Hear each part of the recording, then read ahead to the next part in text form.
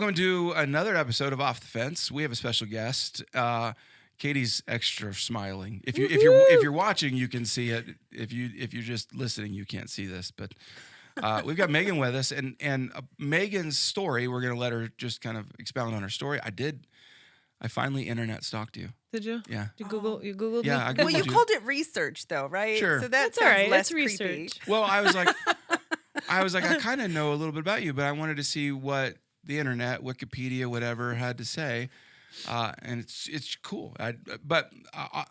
So let's just get, for people who don't know you, and they're like, hey, I don't know what you say the first time you meet someone, but they say, hey, who are you? What's your basic bio? Hey, here's who I am. Blah blah blah blah blah. 30 seconds or less. What do they call it? The elevator pitch? Not the elevator pitch, but who are you? You tell people who you are, and then How long are elevators? Yeah, that's a I don't pay skyscraper. attention. Yeah. 30 So seconds. someone Or a says broken elevator. you're first meeting someone. What do you tell them about yourself? I mean, I keep it pretty limited, to be honest. I usually just say my name, and sometimes it rings a bell with people who are from around here. And wait, are you the one that played basketball? That was me. That would be me. Yep. Or are you the basketball player? And I said, well, not anymore, but Okay. yes, I was.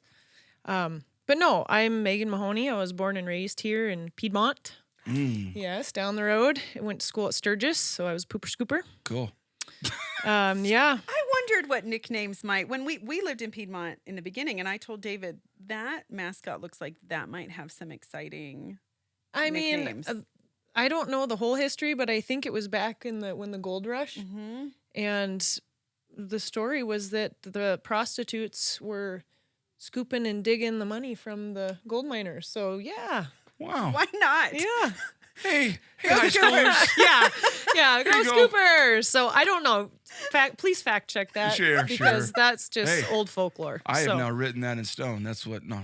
Yeah. Okay, so you born and raised here. That's pretty cool.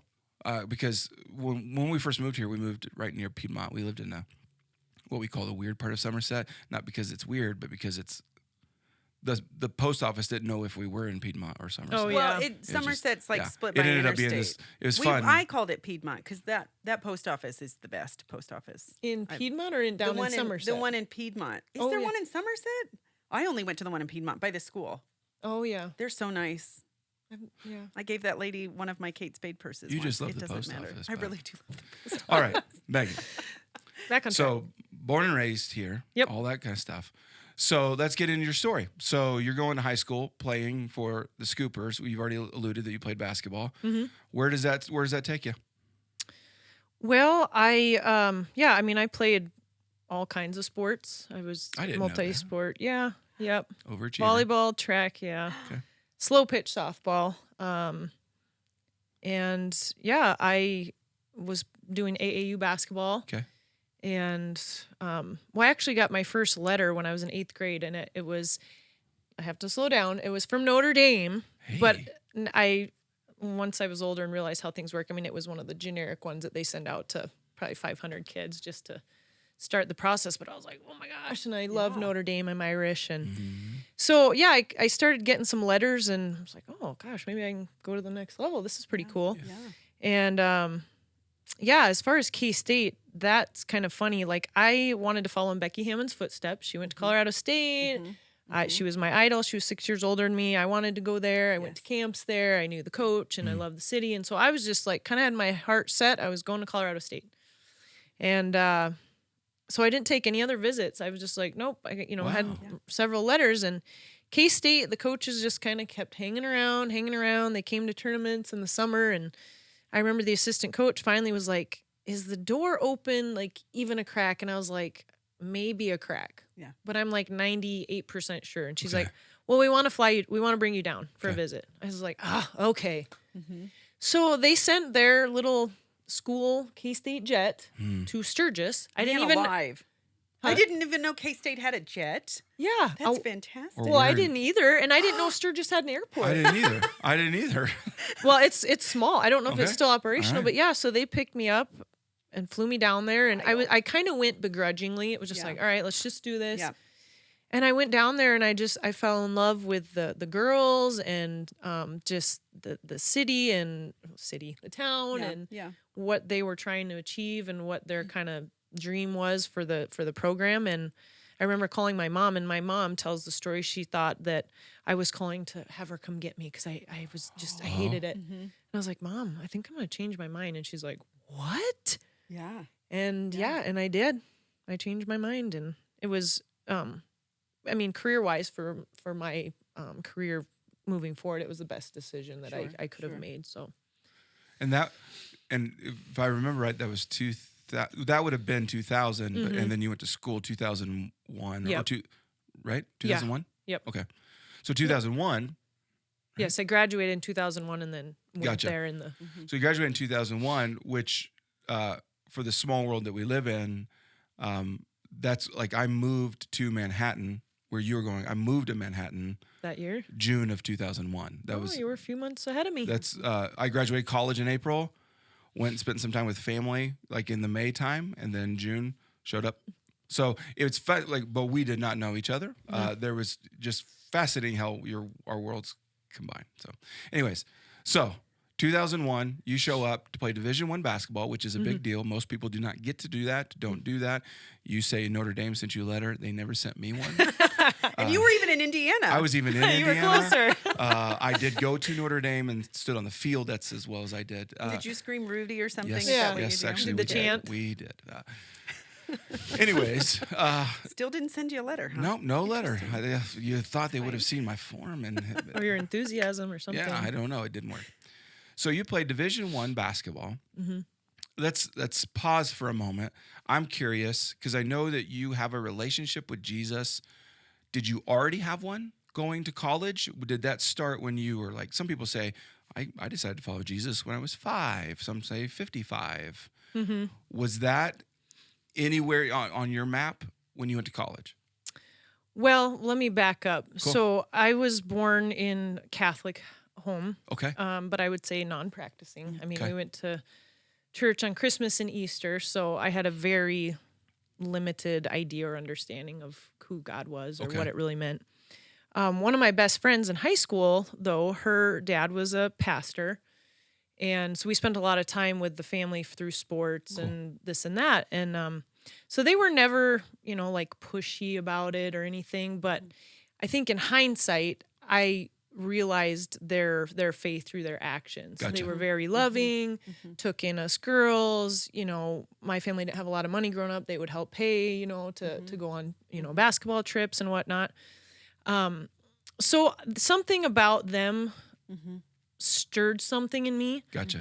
But it was also, I mean, not proud to say this now, but it was like there was the term like, oh, they're Bible thumpers, Yeah. you know? Oh, yeah. For sure. And so it was like, well, I don't want to be a Bible thumper, And so, but there was something, it stirred, but I didn't really want to tell anybody or anything. So this is kind of funny. So there was a stirring in me. And so we actually took a basketball trip, went to a tournament in Hawaii. We raised money and we went on this trip. Cool.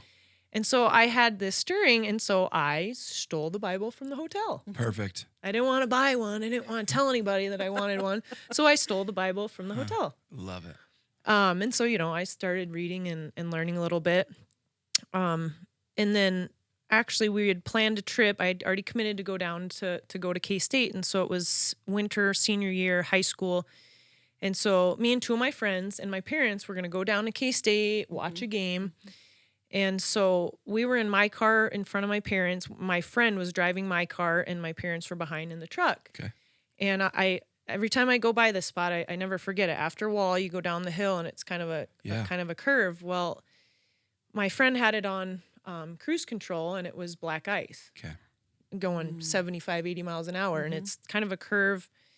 And we spun, rolled, flipped, landed upside down about 10 yards from the concrete pillar of the bridge. There's a bridge right when you get there. And my parents were behind and saw this. Wow. And my dad, for some reason, it had snowed previously, so there was a lot of snow. He had thrown a shovel in just before we left. And so we ended upside down, in this deep snow. And, my parents, God bless their hearts, had to watch this, but they came and were digging us out. Yeah.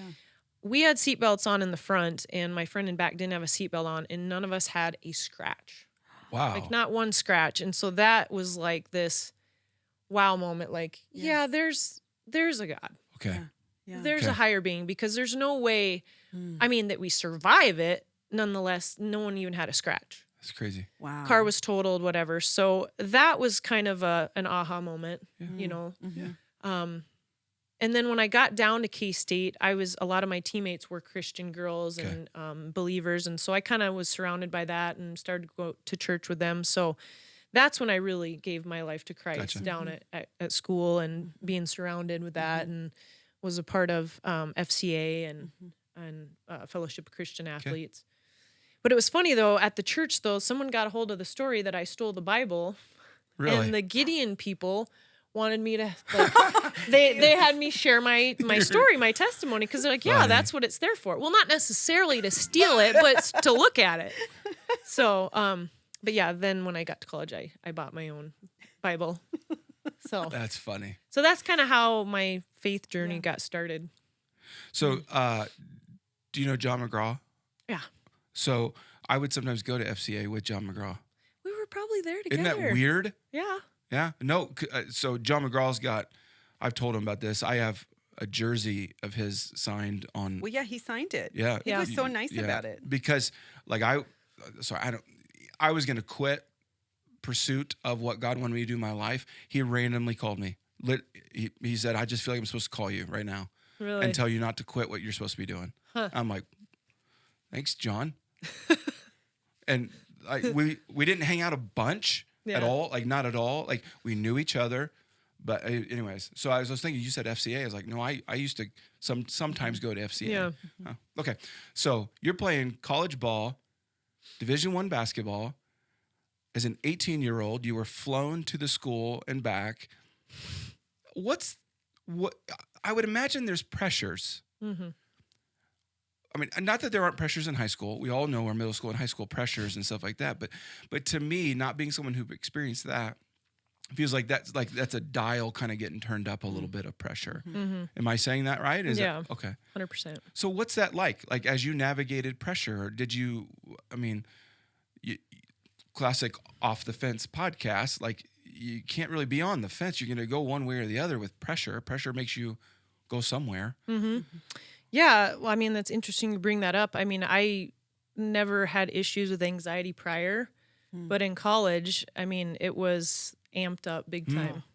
The anxiety, I mean, one, the coaches were very, very hard and strict, and so that was a lot of the anxiety-inducing, what I believe. And then we started, and we were pretty good. Yeah.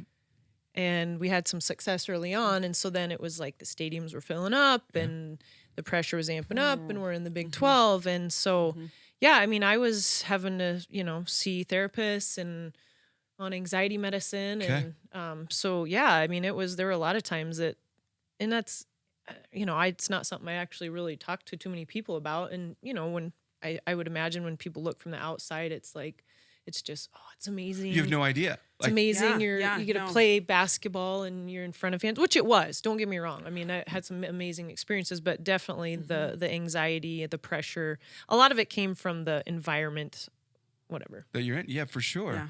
But no, like... And being that age. Yeah. Being that age You're was hard, and 18, I 19, wasn't. I was 20. going and cheering, and I just wanted everybody to have fun. I say that all the time, which I love it. I married the most competitive human on the planet, Yeah. which is kind of wild. But I just want everybody to really have a good time. I'm looking around going, we're all having a good time. I love it. But like there's pressure even when you aren't in the spotlight. So I can't even imagine. I'm so proud of you. It's important. At that age, I didn't do that when I was experiencing that. At the same age, I didn't go talk to somebody and get help until way later. And I think that there's power in somebody just hearing that you reached out. Yeah. I just think that's great. Well, yeah. And I mean, obviously my faith was a huge step, and there's even, more so when I was playing overseas that we can talk about. But I mean, I think that they're there for a reason, mental health things, so reaching out when you need help. It's important. I needed it. Yeah. I do think there's that illusion, though, that so you're doing things that not everyone does, which means it's all easy and wonderful, and it's all the good, none of the bad. And I think that's just important. I think someone watching and listening right now is just like, oh, you're normal. You're normal. Like we all face pressures. They could be different pressures, different scales of pressure, but there's still moments in life that we're like, man, this is intense, and I am facing it. So you're in college playing basketball. Then what? That, like, I guess, how's that play out? Yeah, so I mean, I played with a couple All-Americans, Yeah. Nicole Oldie and Kendra Wecker, and so Oldie was a year older, so she went to the WNBA. She was drafted third, so it was a lot of excitement. Okay. You know, we all went up to watch her, and then there was talk, you know, that Kendra, she was going to get drafted pretty high, and Lori Kane, and then my name got thrown in there in the mix, and which, I mean, I was kind of like, our coach called me Elmer, like I was kind of the glue that held the team together. Okay. I wasn't really great at one thing, but you know, could do several things. Yep. So I didn't really know up until my senior year. There was no talk of that, and so then when my name got thrown out there that, hey, you might get drafted, I was like, oh wow.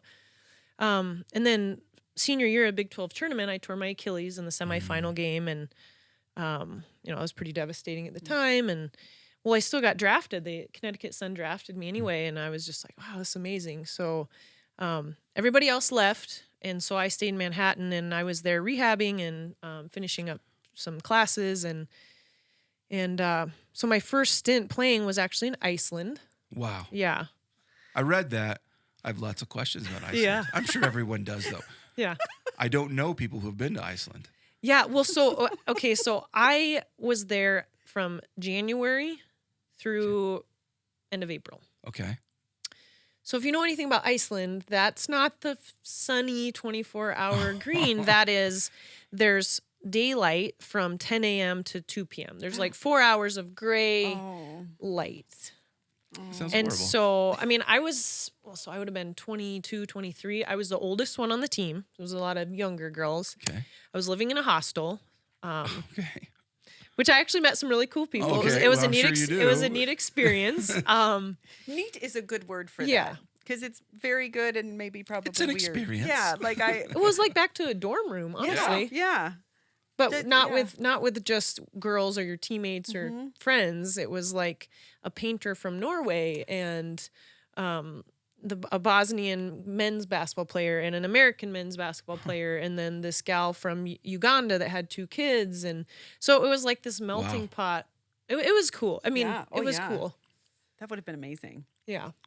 So you're So- in Iceland Different. during the rough time. It's like what we tell people in South Dakota: don't come visit in February. Yeah. Oh Okay. man. It was dark. It was pretty depressing, and you know, I was the oldest one, so I wasn't really. The girls were in school during the day, so I was, you know, go lift weights, and then we could eat at Ruby Tuesdays once a day at part of the contract. So I'd drive 45 minutes across Reykjavik to have my lunch, and I'd sit there for a few hours Wow. and take walks, and that's when I started drinking coffee, Okay. strong coffee. So yeah, that was my first experience playing overseas, and the level wasn't that high, but it was good for me coming off my injury and Okay. getting my confidence back. And so that was my first experience overseas. And then after that season, I came back and had my first season in WNBA, which Okay. I played 2 seasons there with the Connecticut Sun. And then that really wasn't my cup of tea. Okay. Okay. I had opportunities afterwards to go to different teams for training camps, and it just didn't feel right to me. Okay. So I was playing overseas then. After that I went to Italy. I was in Italy for 10 seasons, which is amazing. I don't know if you guys have ever been there. If not, go. No. Haven't been. No. If you ever get the opportunity, go. It is, I mean, I could live there. It's just the culture and the food, and it's beautiful. And I've been told it's amazing. One of my coaches, or mentors, whatever you want to call him, he just texted an article for me to read, but then made sure he mentioned, oh, and by the way, I'm in Italy on vacation. I'm like, that's fantastic. do you know where he was at? No, I don't actually. You should. I should ask him. Yeah. Okay. He'd tell you. So playing ball in Italy for a good amount of time. I mean, I guess for those who don't follow sports, you don't typically play that sport professionally for 20, 30 years. It's I mean, I don't know what the career span of an NFL person is, but I know it's pretty short now. And basketball injuries, all that kind of stuff can just when you're there, it's like a train you ride. Sometimes it's pretty short. So in Italy, what was that like? I mean, I know it's beautiful, but playing professional sports, is it the same kind of pressure that you experienced in D1 American basketball? Is it different? The pressure was a little bit different in the sense that, I mean, that's your job, and if you don't perform, you don't have a job. Okay. No, it was amazing. I really enjoyed playing over in Europe. The teams I was in, it was more of a family feel, where my experience in the WNBA, and everyone's would be different, but it just was very political and cliche. And I think I'm a pretty personable person, and I was just on my own. My first 2 years, we'd go on road trips, and I'm walking around New York City by myself, like just because it was. I don't know. It just wasn't. It just wasn't my thing. So no, I loved it. I played on a team in Taranto, not Taranto, Taranto. Cool. In southern Italy for 5 years, and we won 3 championships. And I mean, the Italian people are just emphatic and demonstrative, and especially in the South. And so this was a city that they had a big steel factory, and so I mean, it wasn't a prosperous city. Okay. So the people just latched on to us, our sports team. I mean, they just loved it, diehards. I mean, we had men like late teens, early 20s men that would travel to our games with the drums and the horns and the banners. Yeah, I mean, like, see, I want to visit that part of Italy. Yeah, that's where I want to go. Those are my people. Yeah, they are very. So they just latched on to us, and we had some success, and it was a lot of fun. It was it's a totally different culture over there. But I remember my first year down there. It was a Sunday. I'm taking my dog for a walk, and it's like a ghost town. No one's out, and I'm like, it's a big city. Where is everyone? Yeah. Then Monday morning, it's the same. Nothing's open. No one around. I'm like, I don't know what's going on. And it was just their culture. They have 3-hour lunches. Wow. Well, everything's closed on Mondays. Okay. Then everything's closed from 1 to 4. For they gotta have a nice long family lunch and have their coffee and take a nap. So businesses, they'll open from 9 to noon, go have lunch, and come back from 4 to 9. And so it was just, and I remember they're like, yeah, you got to go get a physical. Your appointment's at 2:30. So you go in there and sitting there, and it's like, okay, it's 3:00. I'm sitting here. There's a waiting room full of people, like during the day, a weekday. And I'm like, don't people work? Yeah. Megan Mahoney, vieni, dai, vieni. And I'm like, oh, okay, it's an hour, and we have this fast pace, like, got to do it. And at first I was annoyed and irritated because it's like, come on, people, let's go. Yes. And then once I was there, it's like, oh, these people they enjoy life. They enjoy their family. They enjoy their food. They're more relaxed. It's not all about you gotta work and make your money. And so I ended up melting into the culture over there. I enjoyed it a lot. So I have a lot of friends. I want to go to Italy now. There's a lot of freedom in that. It just the way it sounds makes me feel good. Well, do you drink coffee? I do. I mean, so they do their espresso, Yes. and so it's like you have like 8 coffees a day. It's like, well, it's time for a coffee break, but it's quick, but you go and sit and it's chat. good, right? Oh. So there's a little place when we vacation with family in Florida, and there's a little Italian place that we go to, and it is strong and small but delicious and perfect. Mm-hmm. I'm a coffee snob now. Done well, yeah. I will have just about anything, but I've been drinking coffee. I didn't work in a coal mine or anything, but I've been drinking coffee since I was like in 3rd grade. Oh, really? Because I grew up in a farm community, so we would go to this sweet grandma's house to catch the bus, and she would give us coffee. Oh my goodness, loaded with sugar and cream, probably. Not the good stuff, though. It was probably watered down, Folgers or something. But I got what I started with church coffee. Probably with a lot of sugar. I got my job actually there in Manhattan, and they're like, "All right, David, you have to do like the welcome to everybody at the 8 a.m. church service." I was like, "Are you kidding me?" And I'm still. I know some people are like, "What's the big deal about 8?" At the time, 8:00 seemed early to be talking to a big group of people. Yeah. And so I was like, I guess I got to learn to like coffee. So I would go, and our church at the time had the big pot of coffee and then the cubes, the sugar cubes. Yeah. And so I would make a concoction and go drink it and then be like, "Hey, everybody!" Of sugar with coffee. Yeah, pretty much. So I'm curious. So if if I'm sitting with someone who has climbed Mount Everest, I'm going to ask them, "What'd you learn about climbing Mount Everest?" Or if they break a speed record in a car, what'd you learn about the whole process? So you've played professional basketball, Division I basketball, which is all a big deal. Especially, I grew up in Indiana. Basketball is just huge. So one of my questions for you is like, what'd you learn? And it could be from the vantage point of as a follower of Jesus Christ, or it could just be a general lesson. What are things that you've learned doing major accomplishments like that? I guess you probably have talked to people about it, but I'm just curious, what have you learned? What would you pass on? Well, on the part of when I was over there, it was hard being connected. They have mostly Catholic churches that Okay. were in Italian, which I spoke Italian, so I wasn't really going to church. I'd have teammates here and there that were Christians, Okay. but I was listening to Joyce Meyer and Okay, yeah. trying to stay connected. But it was hard to keep your faith, or just to find the community Yeah. of believers. And I struggled. This is what I was alluding to before. It was amazing. I have a lot of friends. I wouldn't trade it for the world, but it was a lonely endeavor Okay. at times. Okay. The teams put you up in apartments over there, and it was awesome. You're playing ball, you're in Italy. And there were times, don't get me wrong, we'd be in the van driving through Tuscany, and I'm just like, is this real life right now? Yeah. Like, I'm gonna look at the Tuscan hillside going to a basketball game. Like, I'm blessed and grateful for everything, but there were many times where it was very lonely, and it was back to the mental health, depression setting in. And so there were times over there, my faith in God, like, literally got me through some moments where I'm just like, honestly, where I'm just like, I'm good. I don't really want to be here anymore. Okay. You know what I mean? Yep. And then it's like almost this shame, because you're like, well, why are you depressed? Like, you're in Italy playing basketball professionally, and then so you don't really want to tell anybody. You're thinking I shouldn't be feeling this way. Yeah. Yeah. And and there are a few close friends when I did maybe open up, they're like, really? I wouldn't have ever guessed that. And I'm like, yeah. Okay. So, but literally my faith and there were like on the floor crying moments, just praying that, God, like, I need you. I don't like, I'm at the end of my rope.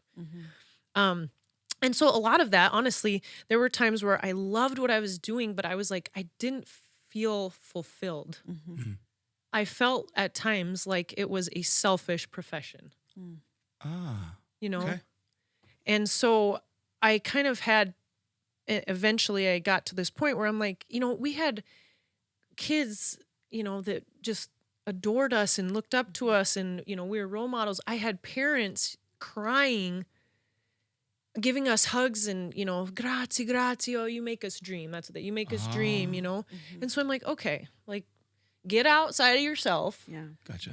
Like we are providing something, some inspiration, some joy to people in what we're doing. And so that was honestly a hard time. At times I'm like, I just don't feel like I'm like helping people. I'm not, you know what I mean? So yeah, that's not something many people know. It's not something I was really like just sharing with people, because everyone's like, oh, this glamorous, you're in Italy, you're playing, this dream, you're just playing a sport for your profession. So, but I actually, in 2011, I was in this kind of stage of like, I need something more. And so I went with AIA Athletes in Action. Okay. Yeah. To Nairobi, Kenya for 2 cool. weeks.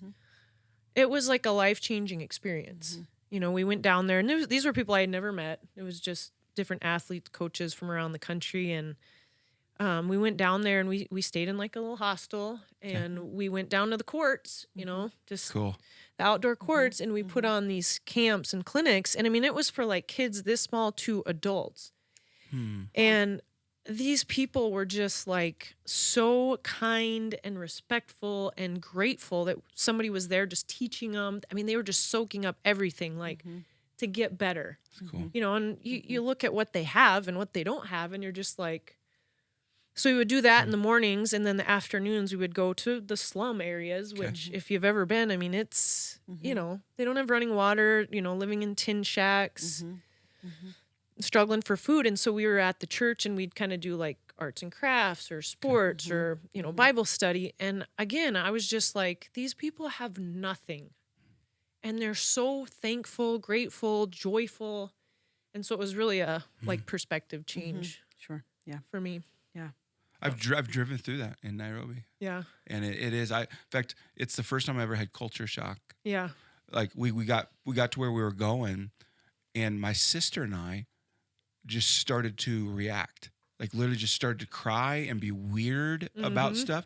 And my parents knew what was going on, but we had just driven. I'd never seen that people lived in that kind of environment, and I was in 7th grade at the time. And so that literally could not have been any more foreign to me. Yep. Because I hadn't even been to that in the United States. I hadn't even seen. So I've been there. That is life-changing. Yeah. Wow. Definitely. Okay. So you have this experience. What would you pass on to someone else saying, you know what, maybe they're feeling the same way right now, going, I don't know if I feel fulfilled. I don't know if what I'm doing is what I should be doing. And they're questioning, maybe they're on the fence. Like, what guidance based on your experiences would you offer? Yeah. I mean, I got to a point where, I mean, I was just praying, work as if working for the Lord, not for men. Cool. And God gives us certain gifts and abilities, and where he puts you, you can have an effect on people. Yes. You know, I was kind of caught up in my own, like, oh, I'm not doing anything, but I mean, you are, you know, like one of your most recent sermons was about, you know, where you're at, like affect your small circle. You know, you always say, oh, I need to go on this mission trip, which it was amazing. You're helping people, but you can help your coworker, your neighbor, your kid.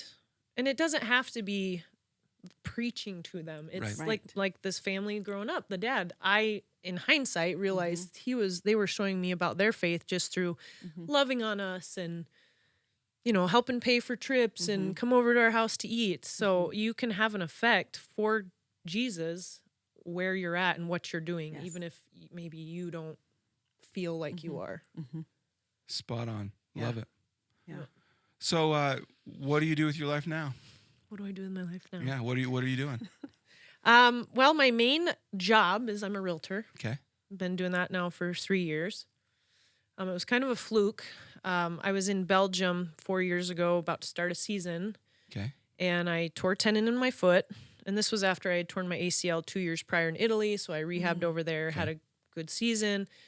Next year was going to start this season in Belgium, whatever. So I had this surgery, and I was on the fence about retiring or not. But I think that's the first time a guest has used. Well done. I'm well so done. proud of you. You're not my Thank you. favorite Look guest. at you two. David's going to remember this day forever. It's Oh the my first time he didn't have to do it. oh, That's sorry, nice. did I Okay. steal your line? Oh, no, Oh, this no. is beautiful. This is good.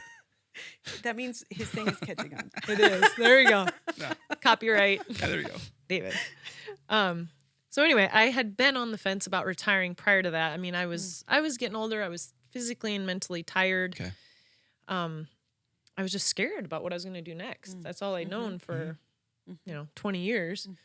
So I had this surgery. It was going to be a 7-month rehab. And so I said, okay, I'm done. I'm ready to be done. Okay. So I had emailed my broker, who was a friend from high school, Steve Anderson, and I was asking him about gym space to do some camps and what's available, what would it cost, blah, blah, blah. So he, writes back, and he wasn't someone I kept in touch with a lot. I just knew he's a realtor and he's into basketball. He used to play. He played at USD. So he emails me back about, gym space and yada, yada. And then at the end, he's like, you ever thought about getting your real estate license? And I'm like, nope. I hate sales. Has never crossed my mind. Don't want to do it. He's like, oh, I think you'd be good at it. And it offers some flexibility for coaching, which I've learned now that that's a subjective word. Flexibility. Yeah. So he kind of put a bug in, and I'm just like, no, that's not for me. And so he's like, we should think about it. You could do your schooling online. And so I came back in November of 2018. And so he's like, well, you can just kind of shadow me, follow me around, see if it's something that you'd like. And so I did. And I was like, oh, might not be too bad. So yeah, I did my online schooling at my own pace, got my license, and so that was 3 years ago today, and I freaking love it. Cool. Freaking love it. So I do that, and then I haven't done as much because real estate's been really busy, but I coached some AAU teams in the summer. Last year, Steve and I coached a freshman boys team. Oh, nice. We did some tournaments, and so that's been fun. And I used to do a lot of individual workouts. I haven't really had the time that I used to. I ref a lot. Do you really? Yeah, which being on the other side of the... Yeah, tell me because I about was a that one. feisty, and I blame it on being Italian or Irish, but I was a feisty player. Okay. And so now when I've been on the other side of the coin, and it's parents yelling at you and coaches yelling at you and kids, and I'm just like, no, that's not gonna happen. Okay. So, but yeah, I love staying connected and involved. It hasn't been as much as I had the last few years, just because, and I'm thankful that my job has been busy, but and I spend a lot of time with my family and hiking and my dogs and. Cool. Yeah. I've talked to different people who, so in life you can do stuff, but sometimes what you do ends up being in front of a bunch of people, whatever it is, but it ends up being in front of a bunch of people. And there's this illusion as though that's what we talked about. Oh, that's where the easier life is. That if you're in front of a bunch of people, that a lot of times there's more money there, or just the idea of fame. I think they now say the number one thing that kids want to be is a YouTube influencer. Like there's this illusion that I want to get there because our kid does because they get toys to them. So that Titus would like to be a YouTuber because he thinks you get free toys. Yeah. But the reason I say all that, what I've heard over and over though, is it's much like a mountain. If you're going to climb a mountain and you do get the top, the air is thin up there. It's lonely. Everyone doesn't go up there. And yes, you have a spectacular view. It's amazing. Things that you'll never, ever forget. Yeah. But most people don't understand the pressure. I read in a book a story about what climbers have to learn is you have to breathe differently. What I'm saying all that to say, I'm really proud of you because you went through the summit, and whether you did it on purpose or not, I think God guided you to teach you to breathe differently, to where you learned that life doesn't have to take you down, but your faith in God and perhaps some of the people in your life and different things, you learned to breathe differently in the midst of a high pressure, elevated environment. Where our news feeds are full of people that get taken out or disqualify themselves or whatever they've done, and what that simply is they didn't learn to breathe differently in that type of environment, and the environment got them. So I'm just really proud of you. That's like you've got a lot of incredible achievements, but you are so down to earth as I've gotten to know you. Like you really are like just down to earth, normal human being. Have a conversation, and you've never even told me about your resume. I had to search you, right? Like I had to be like, where's she been? What's she been doing? So I'm just really proud of you. Like your faith seems real legit, and you seem really legit, and that's not everyone doesn't get a letter from Notre Dame. It was a generic one though. Let's be real. Still though, everyone doesn't get a letter from Notre Dame. And everyone doesn't go through the tunnels that you've been through and come out a healthy person who is in love with God and living for God and caring about people. So well, and that's what I think too. As you were talking, I was thinking, I know you because I was at K-State while you were there, and I know you from basketball. But what the Lord has literally like opened my eyes to, not just for you, but I think it's even a conviction that you're so much more than basketball. Like your legacy is going to be loving people and enjoying life and so much more than that. Basketball is great, but I've always known you for that. And the Lord literally just convicted me a few weeks ago that you're so much more than that. And he's using you for so much more than that. And even I want to live my life helping people know that there's so much more than that one thing, that one mountaintop experience, that we celebrate that and it's awesome.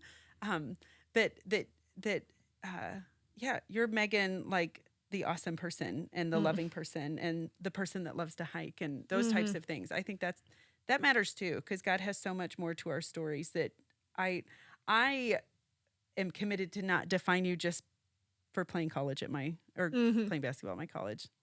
I'm so grateful to get to know you outside of that. Yeah, no, I appreciate that. I mean, there's truth to that, because most people, hey, how's basketball? Where you at? Which I appreciate that, and I mean, I am proud of what I was able to accomplish, and I mean, there was a lot of work that went into it, but yeah, it was kind of like you get just identified as only that. I'm like, I'm kind of a cool person, Yeah.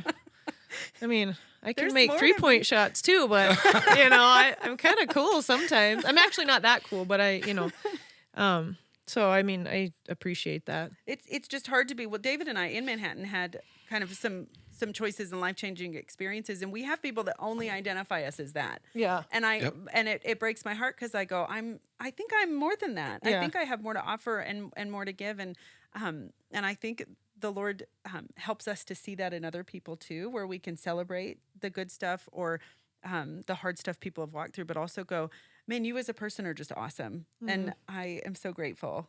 Well, I just feel thanks. so honored to get to know you. Well, yeah, you guys too. Yeah. You guys are pretty awesome, and you make us laugh, and great Bless. sermons, and so. Which is just back to where we started. It's kind of funny that, like, we didn't know each other, but we're all living in the same town, having our own individual lives, and then now we're in Rapid City, South Dakota, across the pass. It's cool. Yeah.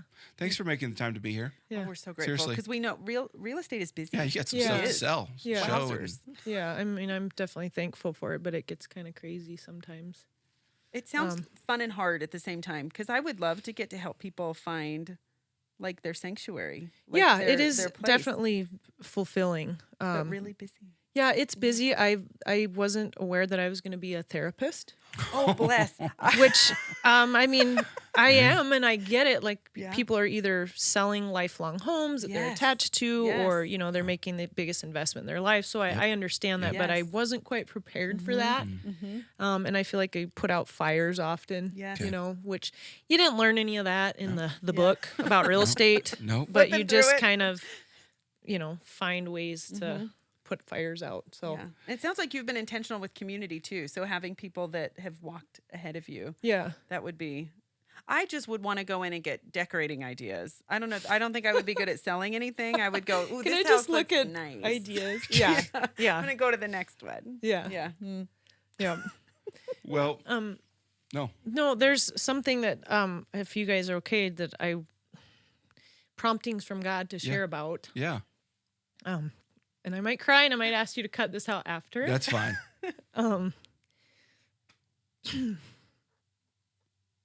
So, I've been struggling with infertility for a couple of years, which I'm learning along the path that I'm definitely not alone. There's a lot of women and families that are struggling with this. So several years, many dollars later, many tests, many fails, many disappointments, and recently it had worked. It had worked. Yeah. And the timing of that and this podcast is, so 2 weeks ago I had a 6-week checkup and heartbeat, and everything looked good. An appointment yesterday, heartbeat had stopped and had stopped growing. So, it's been really hard the last couple of days, and I felt God had been prompting me to speak about it today, and I'm Okay. like, I don't want to. Okay. I really don't want to. It's been a private journey. It's not something I really speak about. So anyway, this has been, and I'm not, God, why me, or woe is me. I know it happens. And I've been learning in these last 2 years, and this last week, there's so many women and families that struggle with infertility or miscarriages. And it's hard. It's really hard, and it hurts. But this is something like just leaning into my faith on it. Yeah. I've really had to these last 2 years when, all around you see people having kids and your friends have kids, and you're just like, why won't it work for me? Yes. None of the tests show anything's wrong. I'm healthy and Yes. this and that. And So I believe God has a plan, Mhm. and this just isn't Mm. quite the right time, or Mhm. I don't know if I will be able to, but Mm. I have faith that there's a plan, Mhm. and I know I'm not alone in that, and I've learned that over the last 2 years. So Mhm. it's just one of those things that really leaning into my faith on it and trying to, and it's hard. I'm not. It's not like, okay, God, this is not. Right. Um, but believing that God has the plan and my plan, and I just have to trust that it'll work out how it's supposed to, and it might not be how I want it, Right. Right. and I might not like it, but so I'm sure there might be other people out there who are struggling with this, and I was fighting God the whole time the last 2 days. Like, I don't really want to talk about that. I've been there. Fight him. Yeah. Yeah. No. So Mm. you fight him. I just, But he won't let Thank let you it go. for sharing that though, because you're right. It's something we walked through, and you're equal parts thanking the Lord for the opportunity to, like, that He's with you and He's for you, but then grieving. And I think something that's a misconception in that too is it's easy to feel like it. I don't even know how to say it. It's not worthy of grief. Like there are people that have lost way more than I have or whatever. yeah, And one of the best lessons I learned walking through that is that no matter how long the child has lived, it holds weight. yeah, And God sees that baby and loves that baby, and it's worth grieving. yeah, And it's okay to create that space. And we were just talking about this the other day. This is wild because Mm-hmm. I still grieve, and it was our last year in Manhattan, and I still grieve regularly and think about it. And I finally, on a mountaintop, I felt like the Lord said it should hurt, yeah, but walk it out and Yeah. let it hurt. It's okay. Yeah. And sit in that and be grateful. I'm so sorry. yeah. Thanks. I'm so sorry. Yeah, that's just part of how things go sometimes. But yeah, it was just the timing was pretty, and I'm just like, okay, Well, you're not alone. yeah, Which people told me that too, and I was like, yeah, thanks. yeah. No, Don't I want to think hear that it's- right now. I think it's that once you get finally down to that Mm-hmm. real level, real life stuff where you're like, this is hard, Mm-hmm. but what do I believe? Mm-hmm. And what's the difficult doing to what I believe? And Mm-hmm. it really blows it up or makes it stronger. Mm-hmm. And your bravery and willingness to process it, I'm telling you, I think it's where it can. It's I wouldn't wish it on anyone. We've had a doctor tell us you need to stop trying to have kids. Mm-hmm. Stop it. You're only going to break your own hearts. Mm-hmm. I'll never forget Mm-hmm. that doctor's visit where I was sitting there. Mm. Doctor said, "Stop it." Mm. But what it can do to your faith, if you're willing to talk to God about what doesn't sound beautiful, what doesn't sound stuff you won't want to write and make public, and speak it to Him, Mm-hmm. and let that be there. Let your desires be there, and I think that's where He wants us to give him desires of our hearts. And I don't always know. Actually, I oftentimes don't know what He's going to do with it, but. Mm-hmm. That is, I'm sorry, and but thanks for sharing it. Mm-hmm. I didn't want to. I I'm not gonna lie. I'm so glad you I did. got You it. would not believe, though. I think people just need to know that things are happening in the lives of other people too. Mhm. And I never deny that the Lord prompts. Oh gosh, I don't always listen though, but thank you. I don't either. Thank you. Yeah. I had a teammate, well, an old teammate. We were actually down at K-State. We were there for a charity softball game that actually John McGraw was there and Okay. Jordy put on. But Okay. I was talking to old teammates about my struggles, and she was one of them. She's a coach at Washington State now, and she said they had this big, they had this speaker come in, and it was like all the coaches and the whole school were there for this speaker. Okay. And they had this program that they put a question on, and then people could respond anonymously with their phones, and they were coming up there. And the question she said was, what's one thing that you're struggling with that no one knows about? And she's like, I was astounded how many people were saying, I can't get pregnant. I have infertility. Me and my husband can't get pregnant. I mean, it was just like, Yes. and it's like, yes, it does make you feel a little bit better that you're not alone and there's community. But then it, sometimes you're just like, It doesn't take the pain away. Yeah. No. yeah. But so she was just sharing how she goes, I didn't realize how common it was. Yeah. And I So went through there's people that- phases, where like sometimes it was nice to know that I wasn't alone, but other times I really didn't give a rip. Yeah, I just you're like, you don't know what I'm going through. So I can tell you from our world, and even as a pastor, it's very common. We have many people just in our church experiencing and wrestling with something very, very similar.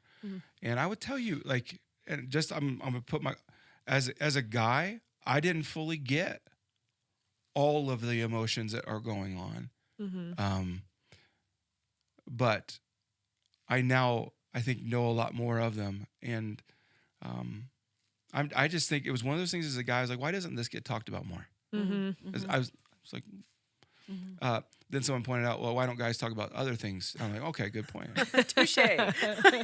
we kind of all have our things, and I was like, okay, but no, I'm it's far more common. I'm glad you talked about it. I'm glad you brought it up. yeah, I like you more because of it. that's God. I was literally driving here and I'm like, no, I don't want to talk about it. And he's like, yeah, but you should. I'm so glad It you hurts, did. but maybe it can help one Yep. person, or I think it will help one someone. person can relate. And I'm Yes. like, yes. I'm very confident Okay. someone right now is listening and watching and going, it's that last thing that she said is what I needed. Let me do this. Let me close our time praying. Yeah, Is that that'd be fair? awesome. Okay, Yep. let's do this. God, whoever's watching or listening, Lord, I think you had a message for them. I think, God, you also had a message for Megan to even do something in her own faith and her own confidence in you, to, like, when you tell us to do something, when you give us a prompting, God, we don't always know why you do it. And we don't even know what the result of it will be, but God, you asked us to do it and we do it. And she was obedient. So God, I pray that you would even bless her, that you would actually anoint her and do special things in her life out of her obvious obedience and love for you. Lord, would you just lead her and give her the desires of her heart? And for those listening and watching, Lord, who are walking through the similar thing or maybe some other ups and downs, pressures and tensions, Lord, would you just literally cozy up to whoever is there, and would you remind them that you love them, you see them, you're aware of them. And God, may we come closer to you through just these basic conversations of what real life really is. We love you, Lord, so much. We pray this in your name. Amen. amen.